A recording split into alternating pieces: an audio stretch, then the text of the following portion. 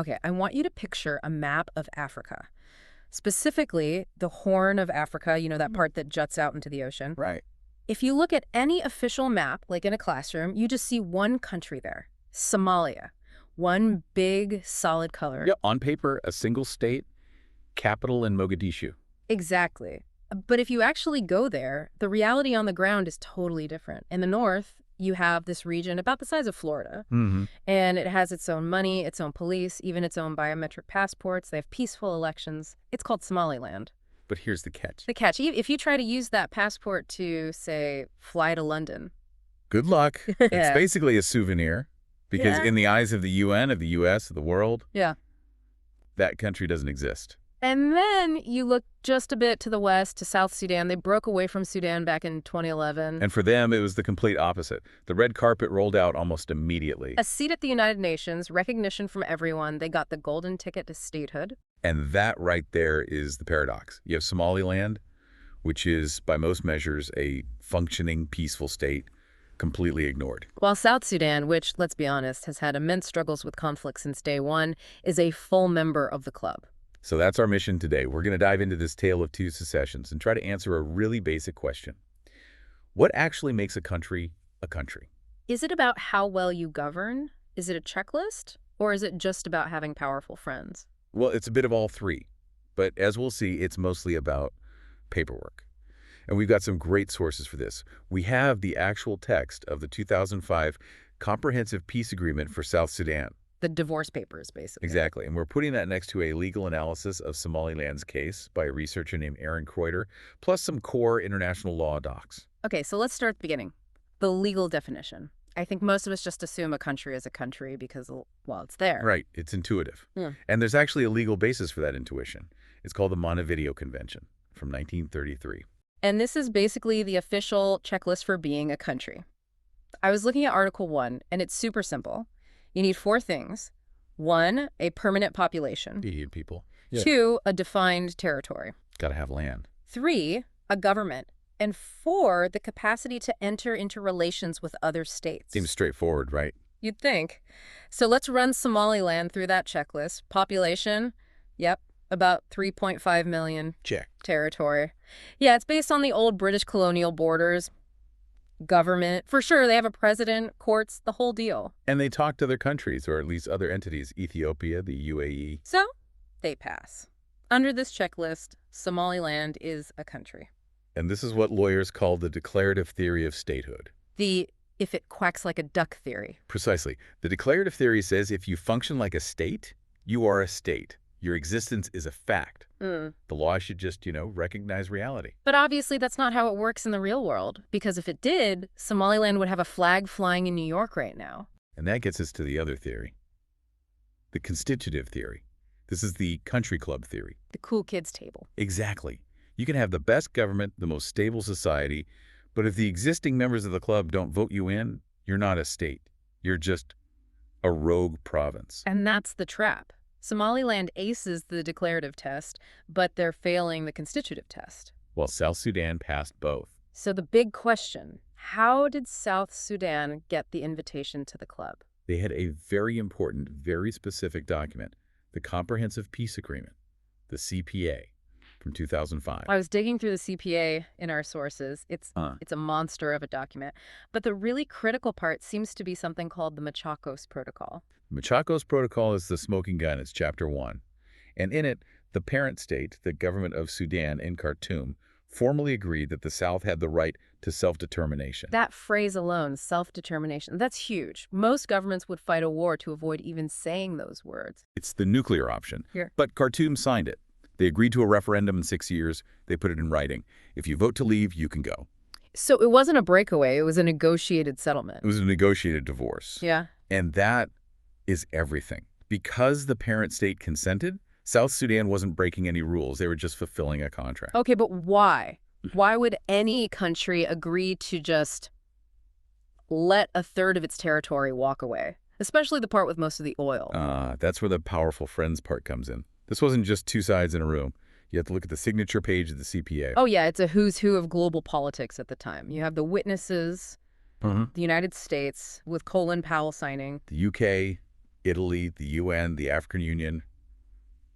The geopolitical pressure was intense. The Bush administration in the U.S. was a huge backer. Huge. A lot of lobbying from religious groups, the Congressional Black Caucus, plus the oil factor, and, I mean, decades of a brutal civil war. The world basically told Khartoum, you need to sign this deal. So when the vote happened in 2011, and it was, what, 98% in favor of independence? The outcome was a foregone conclusion. Nobody could object. The permission slip was already signed, sealed, and delivered. Okay, so that's the gold standard. Get the parent state to agree, get the U.S. on your side. Simple. Now let's go back to Somaliland. Their story is a lot messier. So much messier. And their whole argument hinges on what happened back in 1960. They claim they aren't actually seceding at all. Right, the history is fascinating. There were two Somalias during colonialism. British Somaliland in the north, Italian Somaliland in the south. And the British part actually became independent first. Yep, for 5 whole days. In June 1960, the state of Somaliland was a real sovereign country, recognized by dozens of nations. 5 days, and then they voluntarily chose to unite with the South to form the Somali Republic. It was this big pan-Somali dream, but the union was rushed. The legal documents were, let's just say they were messy. And the marriage turned bad. Yeah. Fast. Horrifically. By the 1980s, the dictator in Mogadishu, Siad Barre, was waging a war against the northern clans. The capital, Hargeisa, was literally flattened. They call it the Hargeisa Holocaust. So when that government in Mogadishu finally imploded in 1991, the people in the north didn't just say, we want out. They said, this union is over, it's void, we are going back to the independent country we were for 5 days in 1960. So their argument isn't we are separatists, it's we are dissolutionists. Exactly. We entered a partnership, the partnership failed catastrophically, so we're reverting to our original status. But here's the problem. In 1991, there was no government in Mogadishu to sign the divorce papers with. It was pure anarchy. Warlords, chaos. The state had completely failed, so they had no one to negotiate with. So they just declared independence on their own. And this is the tragedy. They did all the hard work. They built a peaceful state from the ground up, while the South burned. But because they couldn't get that signature, the world just froze. It's the failed state paradox. Somaliland says, the state of Somalia ceased to exist, so we are free. But the international community, especially the African Union, says, nope, sovereignty is forever. Even if the government is gone, the borders on the map remain. They prefer the fiction of a unified Somalia over the reality of a functioning Somaliland. Because the precedent is terrifying for them. And that brings us to the African Union. You'd think they would love this story. An African solution to an African problem. But they're the biggest roadblock. Why? It boils down to a Latin phrase, uti possidetis juris. Right, say that again?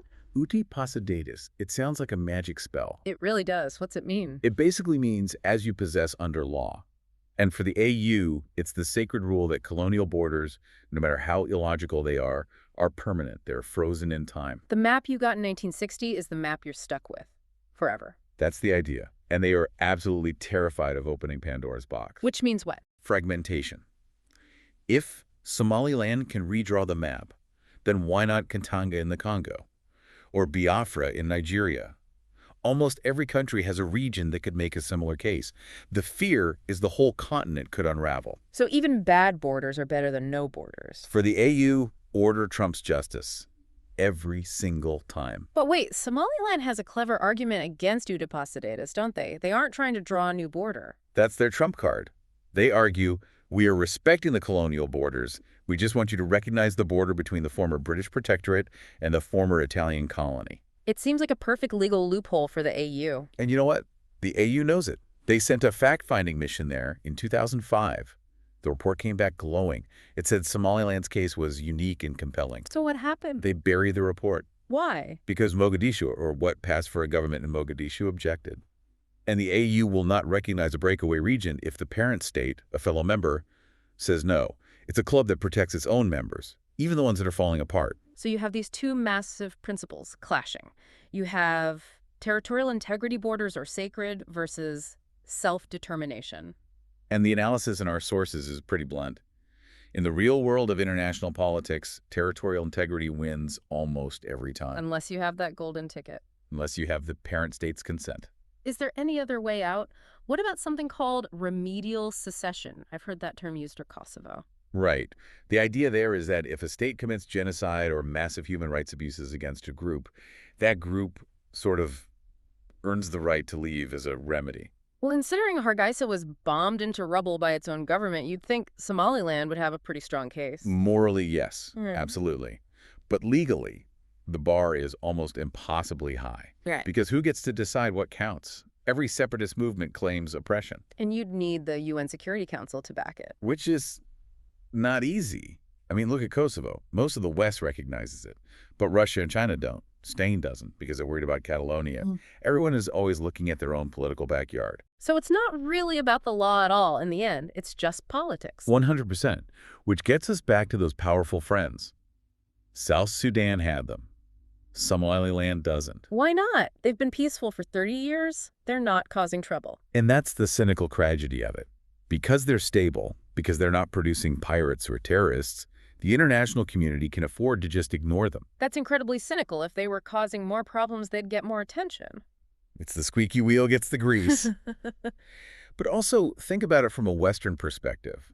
The U.S. and EU have poured billions into trying to prop up a government in Mogadishu. The sunk cost fallacy. On a geopolitical scale, if they recognize Somaliland, it's admitting their entire Somalia strategy for the last 30 years has been a failure. And nobody wants to be the first one to anger the African Union by breaking ranks. It's just not worth the diplomatic fallout for a place like Washington. But this isn't just a debate about maps. This has real devastating consequences for the people there. It's economic strangulation.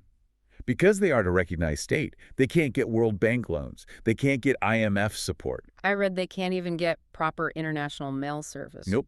It's all based on treaties you can't sign if you're not a country. Shipping insurance costs more. Foreign companies are scared to invest.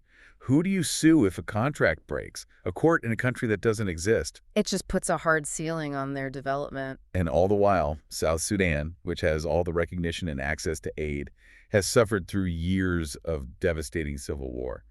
The irony is it's brutal. It really makes you question what the international system actually values. It seems to value order, the order of old colonial lines on a mapway, more than it values actual performance and governance. It values the signature on the paper over the reality on the ground.